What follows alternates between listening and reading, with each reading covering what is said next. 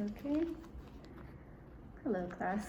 Hello. Today we're going to be reading The 100 Dresses by Eleanor Estes.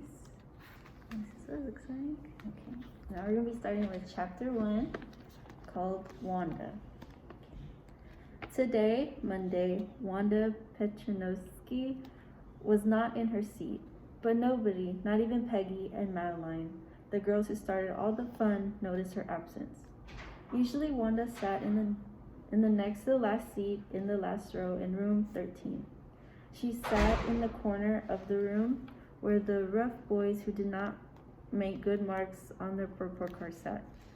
The corner of the room where there was most scuffling of feet, most roars of laughter when anything funny was said, and most mud and dirt on the floor. Wanda did not sit there because she was rough and noisy. On the contrary, she was very quiet and rarely said anything at all, and nobody had ever heard her laugh out loud. Sometimes she twisted her mouth into a crooked sort of smile, but that was all. Nobody knew exactly why Wanda sat in that seat, unless it was because she came all the way from Boggan's Heights, and her feet were usually caked with dry mud that she picked up coming down the country roads. Maybe the teacher liked to keep all the children who were apt to come in with dirty shoes in the corner of the room. But no one really thought much about Wanda Petronovsky once she was in the classroom. The time they thought about her was outside of school hours, at noontime when they were coming back to school, or in the morning early before school began, when groups of 2 or 3 or even more would be talking and laughing on their way to the schoolyard. Then, sometimes they waited for Wanda to have fun with her. The next day, Tuesday, Wanda was not in school either, and nobody noticed her absence again, except the teacher and probably Big Bill Byron, who sat in the seat behind Wanda's, and who could now put his long legs around her empty desk, one on each side, and sit there like a frog, to the great entertainment of all in his corner of the room. But on Wednesday, Peggy and Maddie, who sat in the front row along with the other children who got good marks and didn't track in a whole lot of mud, did notice that Wanda wasn't there. Peggy was the most popular girl in school. She was pretty. She had many pretty clothes, and her auburn hair was curly. Maddie was her closest friend. The reason Peggy and Maddie noticed Wanda's absence was because Wanda had made them late to school. They had waited and waited for Wanda to have some fun with her, and she just hadn't come. They kept thinking she'd come any minute. They saw Jack Beggles running to school, his necktie askew and his cap at a precarious tilt. They knew it must be late, for he always managed to slide into his chair exactly when the bell rang, as soon as he were making a touchdown, as though he was making a touchdown. Still they waited 1 minute more and 1 minute more, hoping she'd come, but finally they had to race off without seeing her. The 2 girls reached their classroom after the doors had been closed. The children were reciting in unison the Gettysburg Address, for that was the way Miss Mason always began the session. Peggy and Maddie slipped into their seats just as the class, not saying the last time, that these dead shall not have died in vain, that the nation shall under God have a new birth of freedom, and that government of the people, by the people, for the people, shall not perish from the earth. Okay, so something important that I think that happened in this chapter is how it started off with Wanda not being in class, and that nobody seemed to notice her a few days. And at first, like I said, nobody noticed her absence, but then Maggie and Peggy, they noticed, because they were waiting for Wanda, as they do almost, I guess, every day before school starts, and that made them almost late because Wanda never showed up. But the story also describes Wanda as being a very quiet and shy girl, so maybe that's why nobody noticed her absence. And the big idea that I see emerging from this is that sometimes children don't notice others due to them being quiet or shy. And sometimes children get judged because of that, or because of the way they act, dress, or where they live. And this could lead to children picking on others because it shows that the other child is like more vulnerable. So, yeah. Well, they were being mean. Yeah, the girls were bullying her, and one girl, Maddie,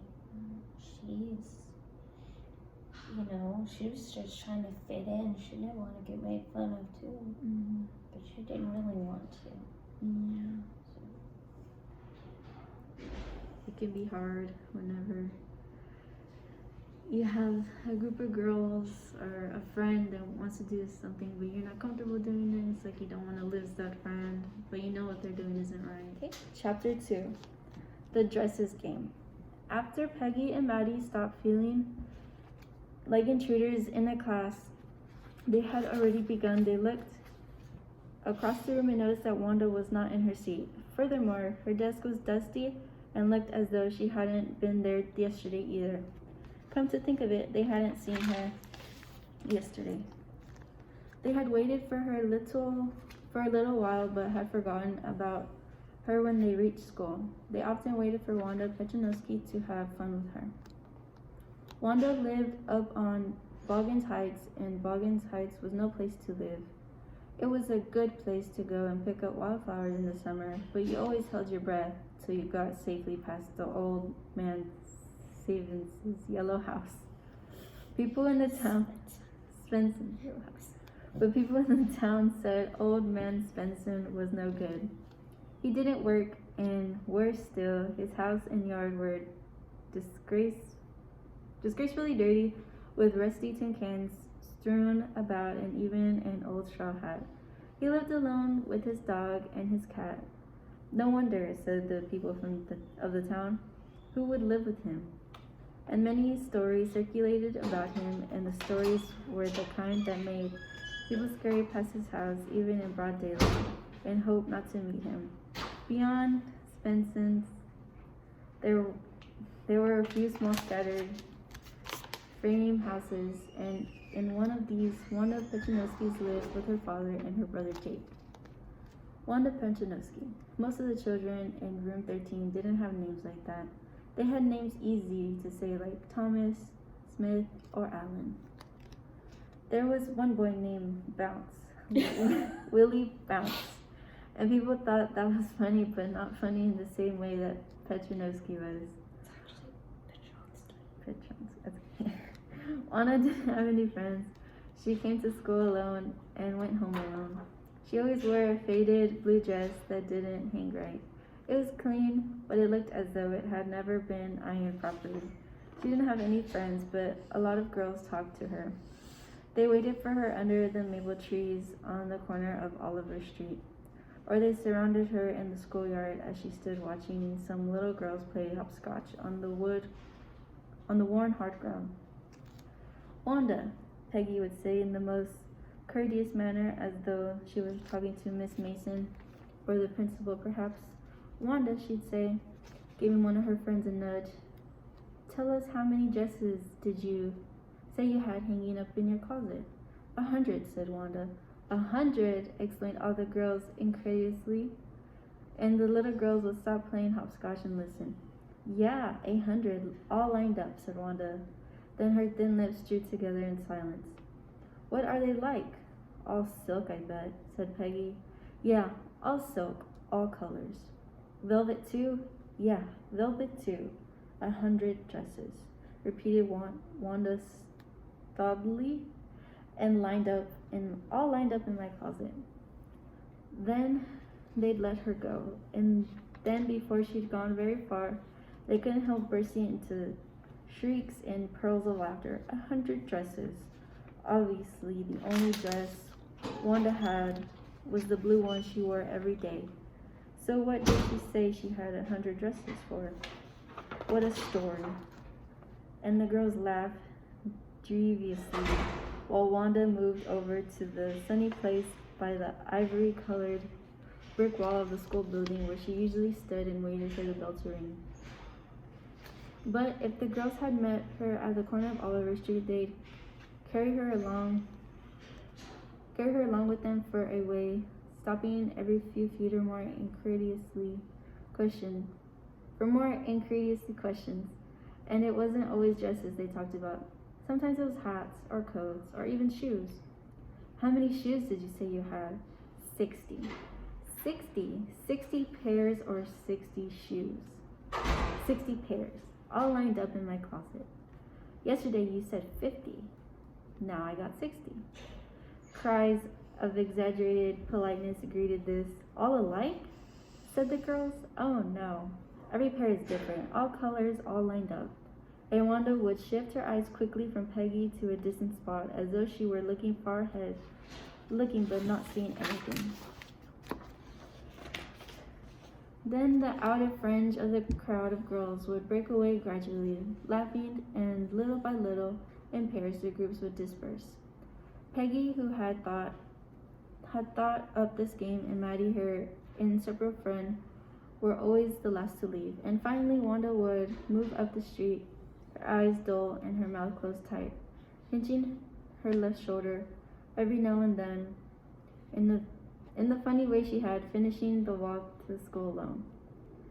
Peggy was not really cruel. She protected small children from bullies, and she cried for hours if she saw an animal mistreated. If anybody had said to her, "Don't you think that this is a cruel way to treat Wanda?" she would have been very surprised. Cruel? What did the girl want to go and say she had 100 dresses for? Anybody could tell that was a lie. Why did she want to lie? And she wasn't just an ordinary person, else why would she have a name like that? Anyway, they never made her cry. As for Maddie, this business for asking Wanda every day how many dresses and how many hats and how many this and how many that she had was bothering her. Maddie was poor herself. She usually wore somebody's hand-me-downs, and thank goodness she didn't live up on Boggins Heights or have a funny name. And her forehead didn't shine the way Wanda's round one did. What did she use on it? Spolio? That's what all the girls wanted to know. Sometimes when Peggy was asking Wanda those questions in the mock, polite voice, Maddie felt embarrassed and studied the marbles in the palm of her hand, rolling them around and saying nothing herself. Not that she felt sorry for Wanda exactly.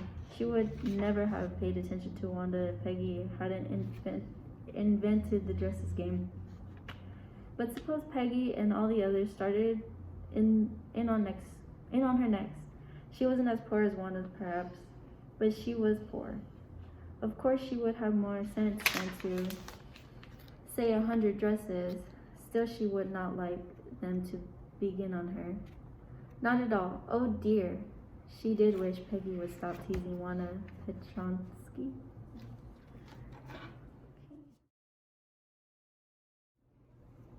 Okay, so for chapter 2, my response to something that happened in this chapter is that, as the story stated, that Wanda wore a faded blue dress that didn't hang right to school every day. And the girls did notice that, and Peggy and Maddie would ask her how many dresses she owned and what kind of dresses she had. And they would also ask her how many pairs of shoes she owned. And a big idea I see emerging from this is that Wanda wears the same dress every day to school, and the girls know this, and this is why they choose to ask her how many dresses and shoes she has. They're choosing to pick on Wanda and laugh at her responses because they say that she is quiet and wears the same clothing to school. But also I see that one of the friends, Maddie, she knew this was wrong, but she also didn't say anything to stop this from happening to Wanda and to stop Peggy from asking these questions and just picking on her. And that's what I see what happened. Yeah, me too. Did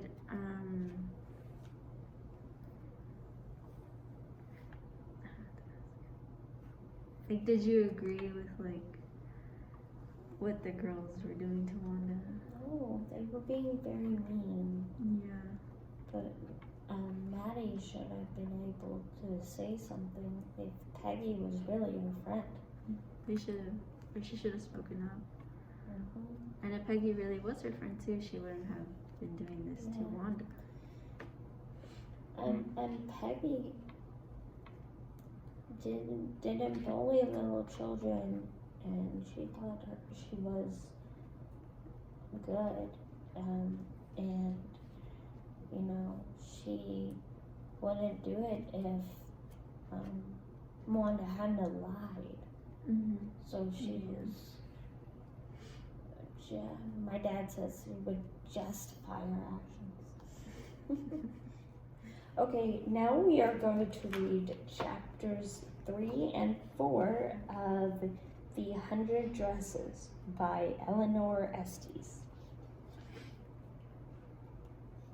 Chapter 3, A Bright Blue Day. Somehow, Maddie could not buckle down to work. She sharpened her pencil, turning it around carefully in the little red sharpener, letting the shavings fall in a neat heap on a piece of scrap paper, and trying not to get any of the dust from the lead on her clean arithmetic paper. A slight frown puckered her forehead. In the first place, she didn't like being late to school, and in the second place, she kept thinking about Wanda. Somehow, Wanda's desk, though empty, seemed to be the only thing she saw when she looked over to that side of the room. How had the 100 Dresses game begun in the first place?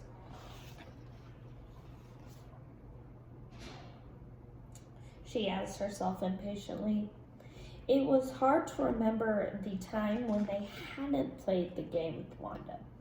Hard to think all the way back from now when the 100 Dresses was like the Daily Dozen, to then when everything seemed much nicer. Oh yes, she remembered. It had begun that day when Cecily first wore her new red dress. Suddenly, the whole scene flashed swiftly and vividly before Maddie's eyes. It was a bright blue day in September. No, it must have been October, because when she and Peggy were coming to school, arms around each other and singing, Peggy had said, "You know what? This must be the kind of day they mean when they say October's bright blue weather." Maddie remembered that because afterwards it didn't seem like bright blue weather anymore, although the weather had not changed in the slightest. As they turned from shady Oliver Street into Maple, they both blinked, for now the morning sun shone straight into their eyes. Besides that, bright flashes of color came from a group of a half-dozen or more girls across the street. Their sweaters and jackets and dresses, blues and golds and reds, and one crimson one in particular, caught the sun's rays like bright pieces of glass. A crisp, fresh wind was blowing, swishing their skirts and blowing their hair in their eyes. The girls were all exclaiming and shouting, and each one was trying to talk louder than the others. Maddie and Peggy joined the group, and the laughing and the talking. "Hi, Peg. Hi, Maddie," they were greeted warmly. "Look at Cecily." What they were all exclaiming was about the dress that Cecily had on, a crimson dress with cap and socks to match. It was a bright new dress and very pretty. Everyone was admiring it and admiring Cecily, for long, slender Cecily was a toe dancer and wore fancier clothes than most of them, and she had her hair and she had her black satin bag with her precious white satin ballet slippers slung over her shoulders. Today was the day for her dancing lesson. Maddie sat down on the granite curbstone to tie her shoelaces. She listened happily to what they were saying. They all seemed especially jolly today, probably because it was such a bright day. Everything sparkled. Way down at the end of the street, the sun shimmered and turned into silver and blue water of the bay. Maddie picked up a piece of broken mirror and flashed a small circle of light edged with rainbow colors onto the house, the trees, and the top of the telegraph pole. And it was then that Wanda had come along with her brother Jake. They didn't often come to school together. Jake had to get to school very early because he helped old Mr. Heaney, the school janitor, with the furnace or raking up the dry leaves or other odd jobs before school opened. Today he must be late. Even Wanda looked pretty in this sunshine, and her pale blue dress looked like a piece of the sky in summer, and that old gray toboggan cap she wore, it must be something Jake had found, looked almost jaunty. Maddie watched them absent-mindedly as she flashed her piece of broken mirror here and there. And only absent-mindedly she noticed Wanda stopped short when they reached the crowd of laughing and shouting girls. "Come on," Maggie heard Jake say. "I gotta hurry. I gotta get the doors open and ring the bell." "You go the rest of the way," said Wanda. "I want to stay here." Jake shrugged and went up Maple Street. Wanda slowly approached the group of girls. With each step forward, before she put her foot down, she seemed to hesitate for a long, long time. She approached the group as a timid animal might, ready to run if anything alarmed it. Even so, Wanda's mouth was twisted into the vaguest suggestion of a smile. She must feel happy too, because everybody must feel happy on such a day. As Wanda joined the outside fringe of girls, Maddie stood up too and went over close to Peggy to get a good look at Cecile's new dress herself. She forgot about Wanda, and more girls kept coming up, enlarging the group and all exclaiming about Cecily's new dress. "Isn't it lovely?" said one. "Yeah, I have a new blue dress, but it's not as pretty as that," said another. "My mother just bought me a plaid, one of the Stuart plaids." Picture. See the picture? It's a full page. I haven't seen Full picture. Yeah, it's very pretty. "I got a new dress for dancing school. I'm gonna make my mother get me one just like Cecily's." Everyone was talking to everybody else. Nobody said anything to Wanda, but there she was, a part of the crowd. The girls closed in a tighter circle around Cecily, still talking all at once and admiring her. And Wanda was somehow enveloped in the group. Nobody talked to Wanda, but nobody even thought about her being there. Maybe, thought Maddie, remembering what had happened next. Maybe she figured all she'd have to do was say something and she'd really be one of the girls. And this would be an easy thing to do because all they were doing was talking about dresses. Maddie was standing next to Peggy. Wanda was standing next to Peggy on the other side. All of a sudden, Wanda impulsively touched Peggy's arm and said something. Her light blue eyes were shining and she looked excited like the rest of the girls. "What?" asked Peggy, for Wanda had spoken very softly. Wanda hesitated a moment and then she repeated her words firmly. I got 100 dresses home. That's what I thought you said. 100 dresses. 100. Peggy's voice raised itself higher and higher. Hey kids, she yelled. This girl's got 100 dresses. Silence greeted this, and the crowd which had centered around Cecily and her new finery now centered curiously around Wanda and Peggy. The girls eyed Wanda, first incredulously, then suspiciously. 100 dresses? They said. Nobody could have 100 dresses. I have, though. Wanda has 100 dresses. Where are they, then? In my closet.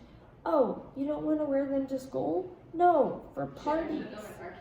Oh, you mean you don't have any everyday dresses? Yes, I have all kinds of dresses. Why don't you wear them to school? For a moment, Wanda was silent to this. Her lips drew together. Then she repeated stolidly, as though it were a lesson learned at school. 100 of them, all lined up in my closet. Oh, I see, said Peggy, talking like a grown-up person. The child has 100 dresses, but she wouldn't wear them to school. Perhaps she's worried of getting ink or chalk on them. With this, everybody fell to laughing and talking at once. Wanda looked stolidly at them, pursing her lips together, wrinkling her forehead up so that the gray toboggan slipped all the way down to her brow. Suddenly, from down the street, the school gong rang its first warning. Oh, come on, hurry, said Maggie, relieved. We'll be late. Goodbye, Wanda, said Peggy. Your 100 dresses sound beautiful.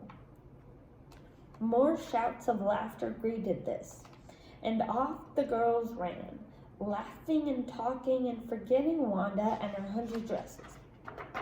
Forgetting until tomorrow, and the next day, and the next, when Peggy, seeing her coming to school, would remember and ask her about the 100 dresses. For now, Peggy seemed to think a day was lost if she had not had some fun with Wanda, winning the approving laughter of the girls. Yes, that was the way it had begun. The game of the 100 dresses. It all happened so suddenly and unexpectedly, with everybody falling right in, that even if you felt uncomfortable, as Maggie had, there wasn't anything you could do about it. Maggie wagged her head up and down. Yes, she repeated to herself, that was the way it had begun. That day, that bright blue day, and she wrapped up her shavings and went to the front of the room to empty them in the teacher's basket. That was a pretty long chapter. I think in this chapter, well, first of all, it was starting a contest.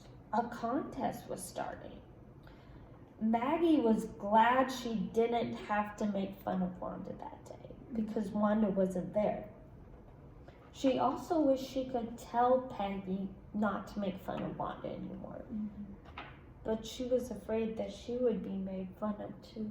Yeah, So in chapter 3, we see that Maddie is wondering how the dresses game began. And the dresses game isn't a very fun game. It's a mean game, right? It's a very mean game to make fun of Wanda. All the girls had new dresses, and Wanda wanted to fit in, so she told a lie. Now, they make fun of Wanda, but Wanda also lied just to fit in. Do you think that was an okay thing to do? No, it wasn't. No, it wasn't. Either. Good job. Lying is never a good way to fit in, because you might start getting made fun of, or you might get in trouble. Peggy started to make fun of Wanda after that, because she knew Wanda was lying, right? Mm-hmm. She knew Wanda was lying. Good job, Maddie. It was a mean game. It was a mean game. It was. So, But also what? But Yes, also that even if she knew she was lying, I don't think she should have started making fun of her, especially in front of a group of girls. That's a very good point. Don't make fun of someone, even if they're doing a mean thing. If they're doing something wrong, don't do something wrong back, right? Mm-hmm. Don't lie to fit in. Don't make fun of people, Yeah. even if they do wrong things. Good point, Madison. That's a good point. Okay. Chapter 4, The Contest. Now today, even though she and Peggy had been late to school, Maddie was glad she had not had to make fun of Wanda. She worked her arithmetic problems absent-mindedly. 8 times 8. Let's see. Nothing she could do about making fun of Wanda. She wished she had the nerve to write Peggy a note, because she knew she'd never have the courage to speak right out to Peggy to say, "Hey Peg, let's stop asking Wanda how many dresses she has." When she finished her arithmetic, she did not start a note to Peggy. Suddenly, she paused and shuddered. She pictured herself in the schoolyard, a new target for Peggy and the girls. Peggy might ask her where she got the dress she had on, and Maggie would have to say that it was one of Peggy's old ones that Maddie's mother had tried to disguise with new trimmings so that no one in room 13 would recognize it. If only Peggy would decide of her own accord to stop having fun with Wanda. Oh well, Maddie ran her hand through her short blonde hair as though to push the uncomfortable thoughts away. What difference did it make? Slowly, Maddie tore the note she had started into bits. She was Peggy's best friend, and Peggy was the best liked girl in the whole room. Peggy could not possibly do anything that was really wrong, she thought. As for Wanda, she was just some girl who lived up on Boggins Heights and stood alone in the schoolyard. Nobody in the room thought about Wanda at all, except when it was her turn to stand up for oral reading.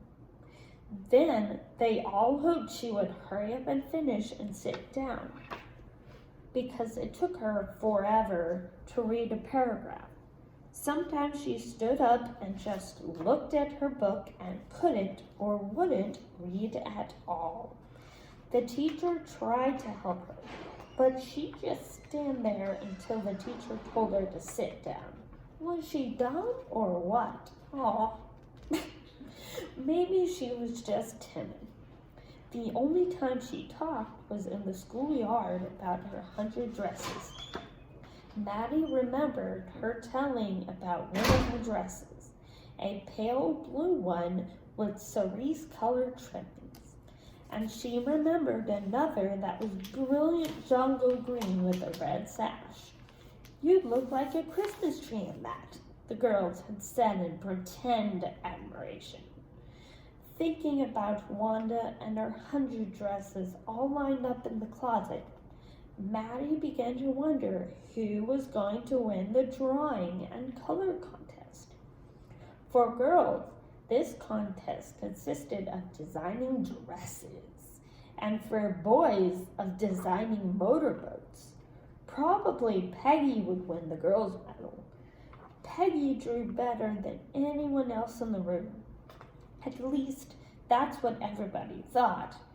You should see the way she could copy a picture in a magazine or some film star's head. You could almost tell who it was.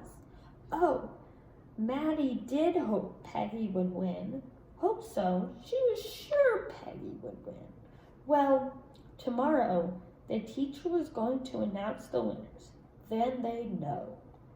Thoughts of Wanda sank further and further from Maddie's mind.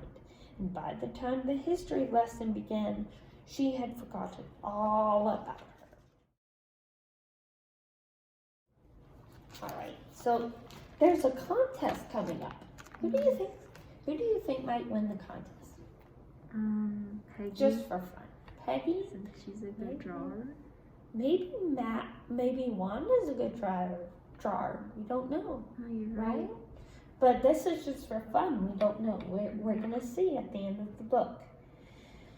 So there was a contest.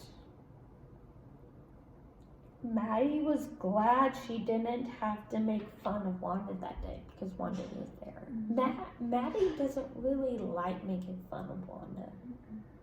She doesn't. And she wants to be able to tell her friend Peggy to stop making fun of Wanda.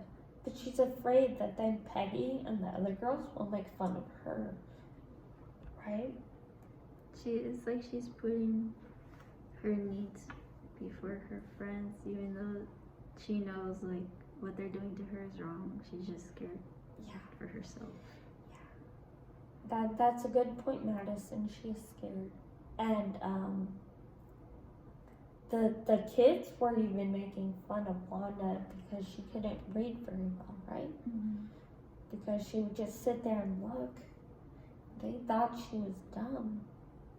She was just were they scared being, or nervous. Were they being very nice then? No. No. So I think we shouldn't make fun of people just because they're different. Mm-hmm.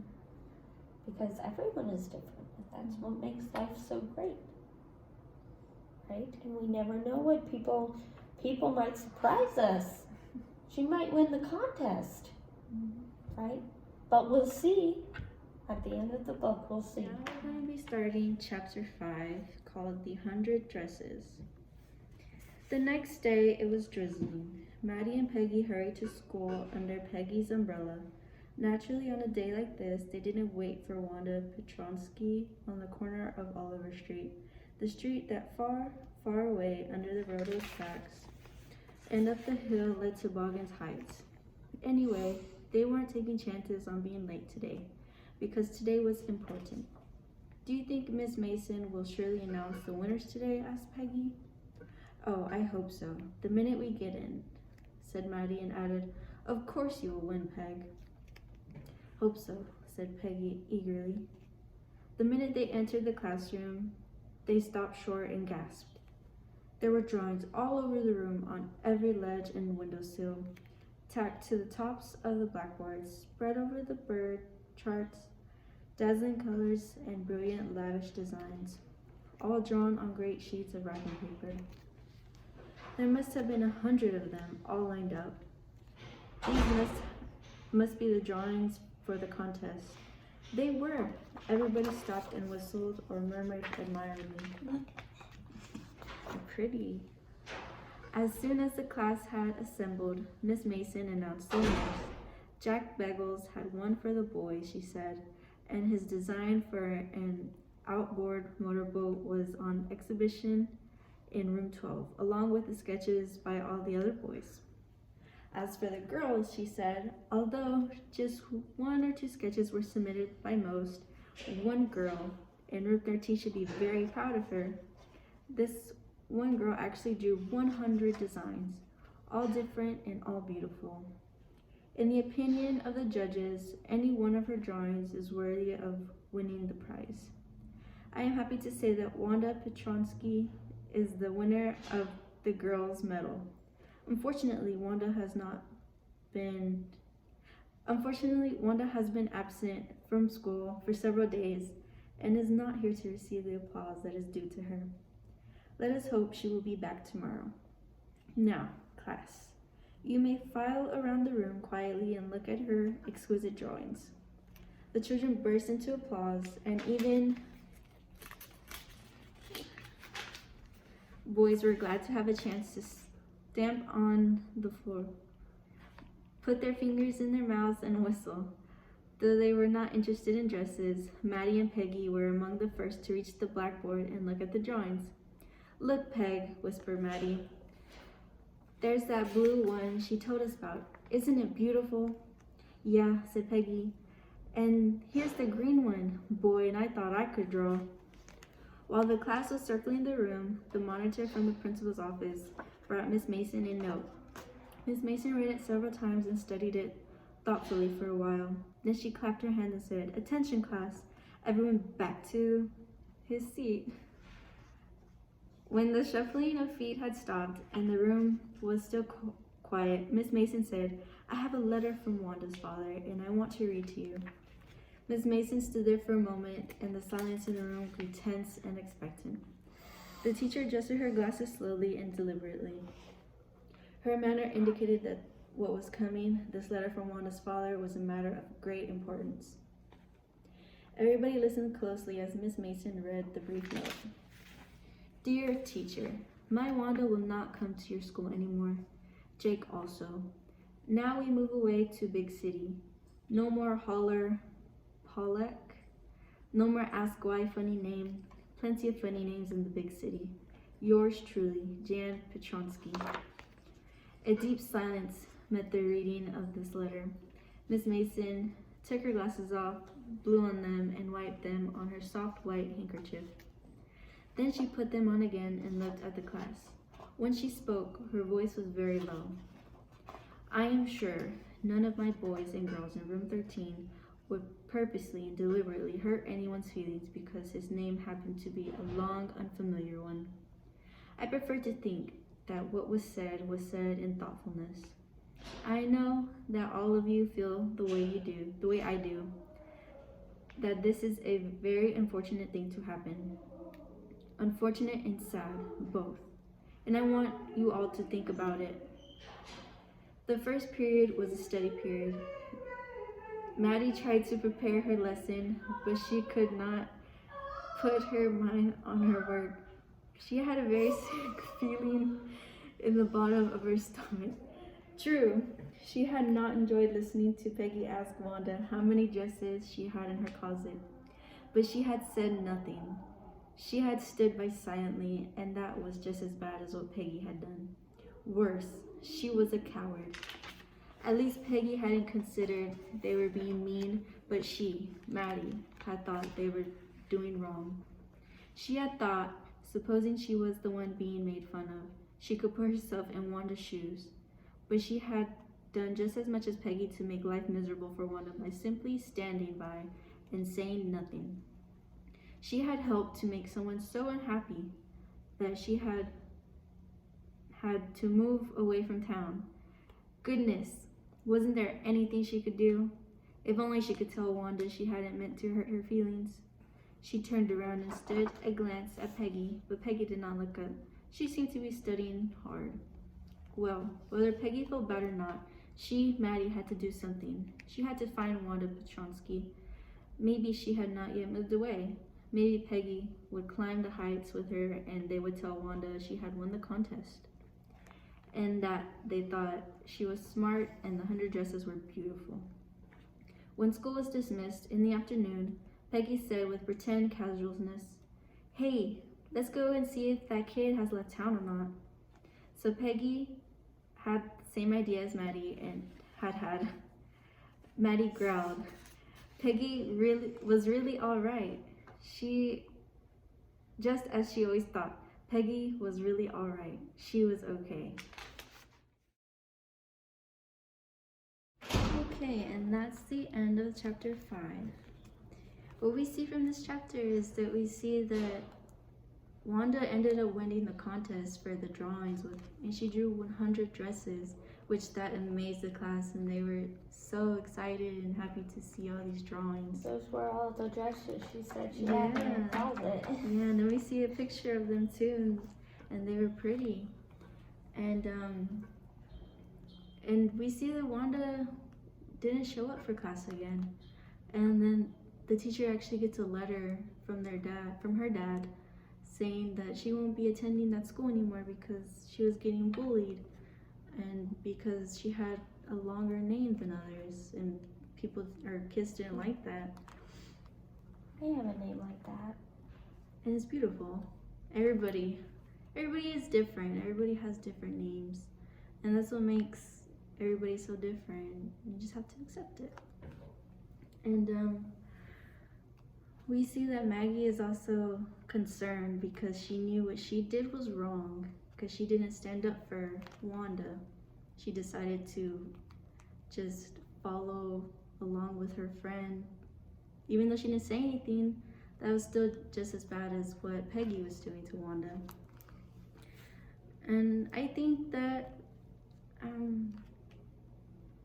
being a bystander is just as bad as bullying somebody when you know you could make a change. Maddie said that she was a coward. Yeah, that's another way to put it too. And she could have done something in that situation, and it could have stopped Wanda from moving away and could have stopped all of this from happening and stopped Maddie from feeling guilty. Okay, let's start chapter 6. Up on Boggins Heights. The two girls hurried out of the building, up the street toward Boggins Heights, the part of the town that wore such a forbidding air on this kind of a November afternoon. Drizzly, damp, and dismal. Mm-hmm. Well, at least, said Peggy gruffly, I never did call her a foreigner or make fun of her name. I never thought she had the sense to know we were making fun of her anyway. I thought she was too dumb and gee, look how she can draw. And I thought I could draw. Maddie could say nothing. All she hoped was that they would find Wanda just so she'd be able to tell her that they were sorry they had picked on her. And just to say how wonderful the whole school thought she was. And please, not to move away and everybody would be nice. She and Peggy would fight anybody who was not nice. Maddie fell into imagining a story in which she had Peggy assailed any bullying who might be going to pick on Wanda. Petronsky on ski, somebody would yell, and she and Peggy would pounce on the guilty one. For a time, Maddie consoled herself with these thoughts, but they soon vanished, and again she felt unhappy and wished everything could be nice the way it was before any of them had made fun of Wanda. Brr, how drab and cold and cheerless it was up here in the heights. In the summertime, the woods, the sumac, and the ferns that grew along the brook on the side of the road were lush and made this a beautiful walk on Sunday afternoons. But now it did not seem beautiful. The brook had shrunk to the nearest trickle, and today's drizzle sharpened the outlines of the rusty tin cans, old shoes, and forlorn remains of a big black umbrella in the bed of the brook. The two girls hurried on. They hoped to get to the top of the hill before dark. Otherwise, they were not certain they could find Wanda's house. At last, puffing and panting, they rounded the top of the hill. The first house, that old rickety one, belonged to Old Man Svensson. Peggy and Maddie hurried past it, almost on tiptoe. Somebody said once that Old Man Svensson had shot a man. Others said, nonsense, he's a old good-for-nothing, wouldn't hurt a flea. But false or true, the girls breathed more freely as they rounded the corner. It was too cold and drizzly for Old Man Svensson to be in his customary chair tilted against the house, chewing and spitting tobacco juice. Even his dog was nowhere in sight and had not barked at the girls from whether he might be. I think that's where the Petronskys live, said Maddie, pointing to a little white house with lots of chicken coops on the side of it. Wisps of old grass stuck up here and there along the pathway like thin wet kittens. The house and its sparse little yard looked shabby but clean. It reminded Maddie of Wanda's one dress, her faded blue cotton dress, shabby but clean.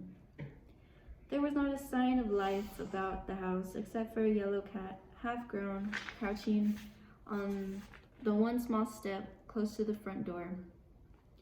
It leapt timidly with a small cry halfway up a tree when the girls came into the yard. Peggy knocked firmly on the door, but there was no answer. She and Maddie went around to the backyard and knocked there. Still, there was no answer. Wanda, called Peggy. They listened sharply, but only a deep silence pressed against their eardrums. There was no doubt about it. The Petronskys were gone. Maybe they just went away for a little while, and haven't really left their furniture yet," suggested Maddie hopefully. Maddie was beginning to wonder how she could bear the hard fact that Wanda was actually gone and that she might never be able to make amends. "Well," said Peggy, "let's see if the door is open." They cautiously turned the knob of the front door. It opened easily, for it was a light wind and looked as though it furnished but frail protection against the cold winds that blew up here in the wintertime. The little square room that the door opened onto was empty. There was absolutely nothing left in it, and in the corner, a closet with this door wide open was empty too.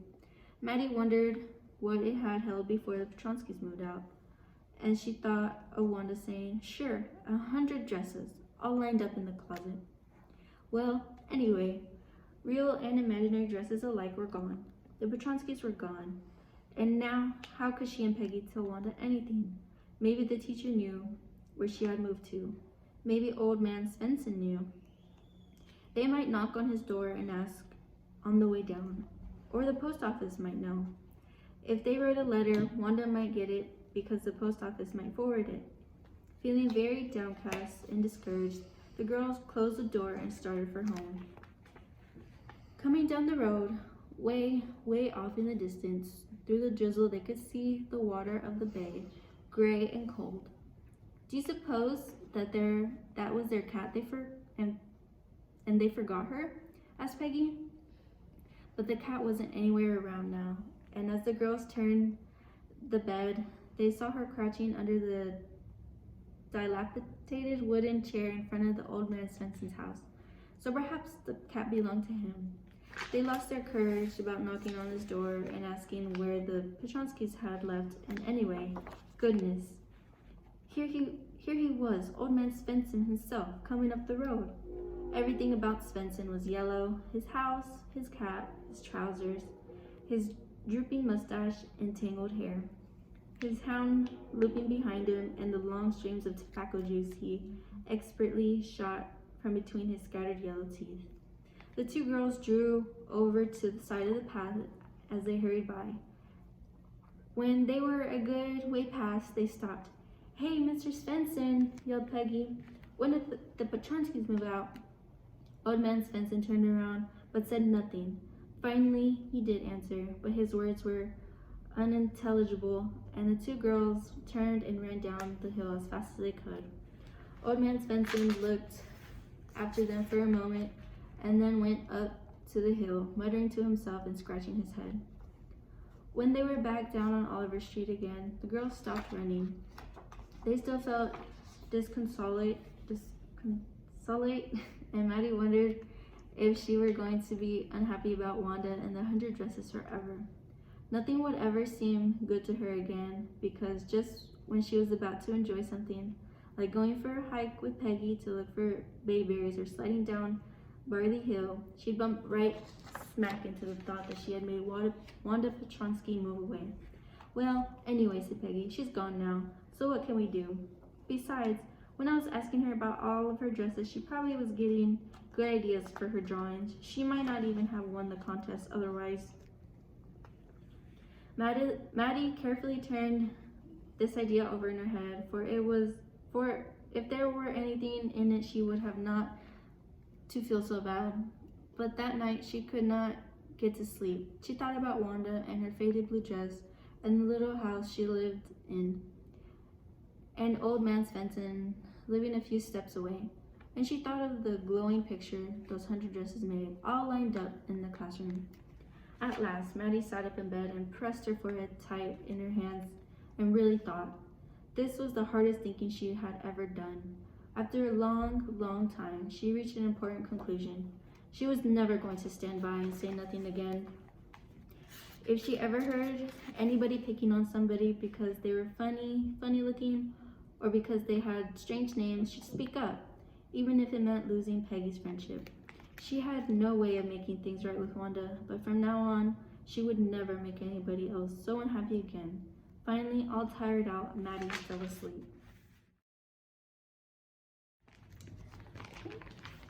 And that is the end of chapter 6. So from this chapter, we see that Maddie and Peggy went to go find Wanda so they could apologize to her.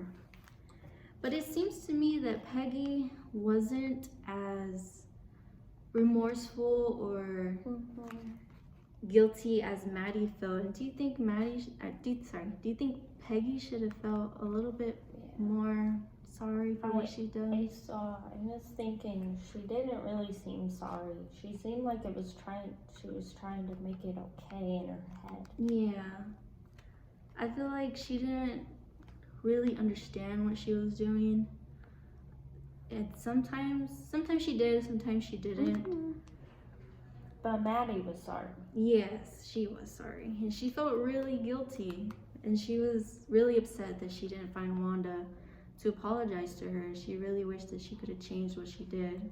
And she even came to the conclusion that if this were to ever happen again, she would stand up for whoever was getting bullied, and she wouldn't care about losing Peggy's friendship. I think it is important to do the right thing from the start, because then circumstances like this wouldn't even happen. Okay, now we are going to read chapter 7, which is the last chapter of the 100 Dresses. Chapter 7, The Letter to Room 13. On Saturday, Maddie spent the afternoon with Peggy.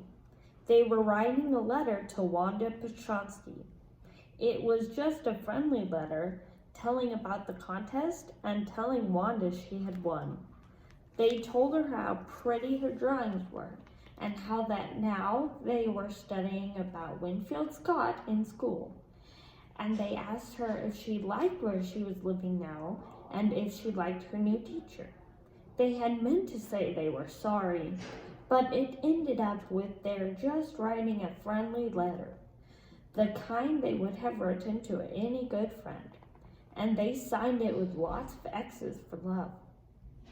They mailed the letter to Boggins Heights, writing, "Please forward," on the envelope. The teacher had not known where Wanda had moved to, so their only hope was that the post office knew. The minute they dropped off the letter in the mailbox, they both felt happier and more carefree. Days passed and there was no answer, but the letter did not come back, so maybe Wanda had received it. Perhaps she was so hurt and angry she was not going to answer. You could not blame her, and Maddie remembered the way she hitched her left shoulder up as she walked off to school alone, and how the girls always said, "Why does her dress always hang funny like that? And why does she wear those queer high-lace shoes?" They knew she didn't have any mother, but they hadn't thought about it. They hadn't thought she had to do her own washing and ironing. She only had one dress, and she must have had to wash and iron it overnight. Maybe sometimes it wasn't dry when it was time to put it on in the morning, but it was always clean. Several weeks went by, and still Wanda did not answer. Peggy had begun to forget the whole business, and Maddie put herself to sleep at night, making speeches about Wanda, defending her from great crowds of girls who were trying to tease her with, "How many dresses have you got?" Before Wanda could press her lips together in a tight line the way she did before answering, Maddie would cry out, "Stop! This girl is just a girl, just like you are." And then everybody would feel ashamed, the way she used to feel. Sometimes she rescued Wanda from a sinking ship, or the hoofs of a runaway horse. "Oh, that's all right," she'd say when Wanda thanked her with dull, pained eyes. Now it was Christmas time, and there was snow on the ground. Christmas bells and a small tree decorated the classroom, and on one narrow blackboard, Jack Beggles had drawn a jolly fat Santa Claus in red and white chalk. On the last day of school before the holidays, The children in Peggy and Maddie's class had a Christmas party. The teacher's desk was rolled back and a piano rolled in. First, the children had acted the story of Tiny Tim. Then they had sung songs, and Cecily had done some dances in different costumes. The dance called The Passing of Autumn, in which she whirled and spun like a red and golden autumn leaf, was the favorite. After the party, the teacher said she had a surprise, and she showed the class a letter she had received that morning. "Guess who this is from?" she said. "You remember Wanda Petronsky, the bright little artist who won the drawing contest? Well, she has written me, and I am glad to know where she lives, because now I can send her medal, and I hope it gets there for Christmas. I want to read her letter to you." The class sat up with a sudden interest and listened intently to Miss Mason as she read the letter. "Dear Miss Mason, how are you in room 13? Please tell the girls they can keep those 100 dresses, because in my new house, I have 100 new ones all lined up in my closet. I'd like that girl Peggy to have the drawing of the green dress with the red trimming, and her friend Maddie to have the blue one. For Christmas. I miss that school, and my new teacher does not equalize with you. Merry Christmas to you and everybody. Yours truly, Wanda Petronsky." The teacher passed the letter around the room for everybody to see. It was pretty, decorated with a picture of a Christmas tree lighted up in the night with the park surrounded by high buildings. On the way home from school, Maddie and Peggy held their drawing very carefully. They had stayed late to help straighten up after the play, and it was getting dark. The houses looked warm and inviting, with wreaths and holly and lighted trees in their windows. Outside the grocery store, hundreds of Christmas trees were stacked, and in the window, candy peppermint canes and cornucopias of shiny, bright, transparent paper were strung. The air smelled like Christmas, and bright lights everywhere reflected different colors on the snow. The colors are like the colors in Wanda's 100 dresses, said Maddie. Look at that picture. Really colorful. It's a lot of colors. "Yes," said Peggy, holding her drawing out to look at it under the street lamp. "And boy, this shows she really liked us. It shows she got our letter, and this is her way of saying that everything's all right. And that's that," she said with finality. Peggy left happy and relieved. It was Christmas and everything was fine. "I hope so," said Maddie sadly. She felt sad because she knew she would never see the little tight-lipped Polish girl again, and couldn't ever really make things right between them. She went home and she pinned her drawing over a torn place in the pink flowered wallpaper in the bedroom. The shabby room came alive from the brilliancy of the colors. Maddie sat down on the edge of her bed and looked at the drawing. She had stood by and said nothing, but Wanda had been nice to her anyway. Tears blurred her eyes, and she gazed for a long time at the picture. Then hastily she rubbed her eyes and studied it intently. The colors in the dress were so vivid, she had scarcely noticed the face and head of the drawing. But it looked like her, Maddie, it really did. The same short blonde hair, blue eyes, and wide straight mouth. Why, it really looked like her own self. Wanda had really drawn this for her. Wanda had drawn her. In excitement, she ran over to Peggy's. Peg, she said, let me see your picture. What's the matter? Asked Peggy as they clattered up the stairs to her room, where Wanda's drawing was laying face down on the bed. Maddie carefully lifted it up. Look, she drew you. That's you, she exclaimed. And the head and the face of this picture did look like the auburn-haired Peggy. What did I say? Said Peggy. She must have really liked us anyway. Yes, she must have, agreed Maddie, and she blinked away the tears that came every time she thought of Wanda standing alone in that sunny spot in the schoolyard close to the wall, looking stolidly over the group of laughing girls after she had walked off.